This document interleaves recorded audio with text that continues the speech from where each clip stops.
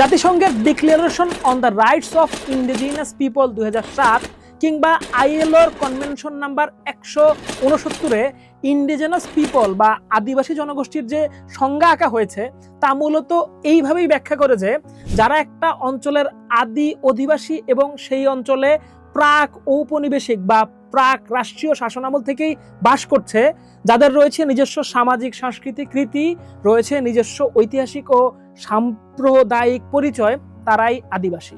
বাংলাদেশে বসবাসকারী চাকমা, মারমা, ত্রিপুরা, তানচঙ্গা, ব্রো, সাঁওতাল, খাসিয়া, মণিপুরী সহ বহু নৃগোষ্ঠীর ইতিহাস কিন্তু এই ভূখণ্ডে বহু শতাব্দী ধরে দীর্ঘ।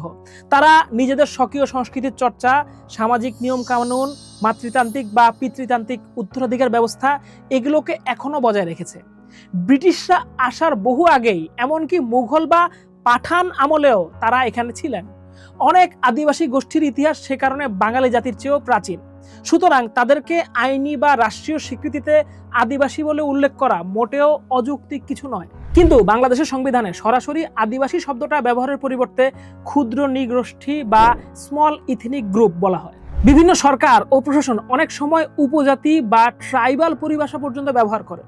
মূল সমস্যাটা হলো আমাদের রাষ্ট্রযন্ত্র আদিবাসী হিসেবে তাদেরকে স্বীকৃতি দিলে তাদের ভূমির অধিকার, সাংস্কৃতিক অধিকার, স্বশাসনের প্রশ্ন উত্থাপিত হলে তাকে মীমাংসিত হবার অধিকার, এই সমস্ত জিনিসকে অ্যাকনলেজ করতে হবে, যা রাষ্ট্রের ক্ষমতাধর গোষ্ঠীগুলো সবসময় এড়িয়ে যেতে চায়। সহজ কথায়, স্বীকৃতি মানেই অধিকতর অধিকার, কিন্তু ক্ষমতার কাঠামোতে সংখ্যাগরিষ্ঠ বা প্রভাবশালী গোষ্ঠী প্রায়ই চায় না যে প্রান্তিক জনগোষ্ঠী তাদের নিজস্ব জাতি হিসেবে দাবিকে প্রতিষ্ঠা করুক।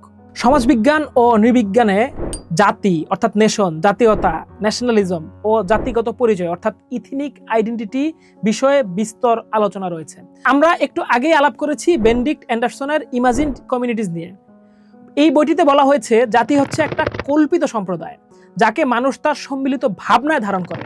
এই কল্পনা বাস্তবে রাষ্ট্র গঠনের মধ্য দিয়ে দৃশ্যমান হতে পারে, আবার অনেক জাতির ক্ষেত্রে রাষ্ট্র না থেকেও নিজেদের আত্মপরিচয় অটুট থাকতে পারে।